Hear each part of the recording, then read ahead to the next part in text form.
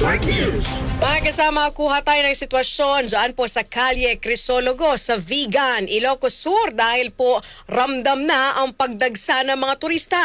Kasama natin mula sa IFM Vigan live via Zoom si Idol Mike Layante. RMN Live Report. Kasamang Angel, kasamang Drew, isang araw bago magpasko ay ramdam na ang pagdagsa ng mga turista dito sa pamusong pasyalan dito sa lalawigan ng Ilocos Sur, partikular dito sa Kalye Crisologo dito sa lungsod ng Vigan. Dahil sa paglobo ng bilang ng mga turista ay naging pabor naman ito sa mga kutsero na senaryong ito dahil malaking tulong sa kanilang pang-araw-araw na hanap buhay. Ayon sa Tourism Office dito sa lungsod ng Vigan, Ganyan yung palitamaan mo yan.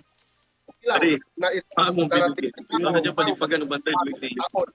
ramdam din sa ilang kalsada dito sa lungsod ng Vigan ang moderate to heavy traffic dahil sa dami ng pumapasok na motorista. At yan muna ang sitwasyon dito sa lalawigan ng Ilocos Sur, particular dito sa lungsod ng Vigan, dito sa Kalye Crisologo. Kasama mo dito sa IFM Vigan, Idol Mike Layante. Tatak RMN. RMN Network News. Maraming salamat, Radyoman Mike Layante.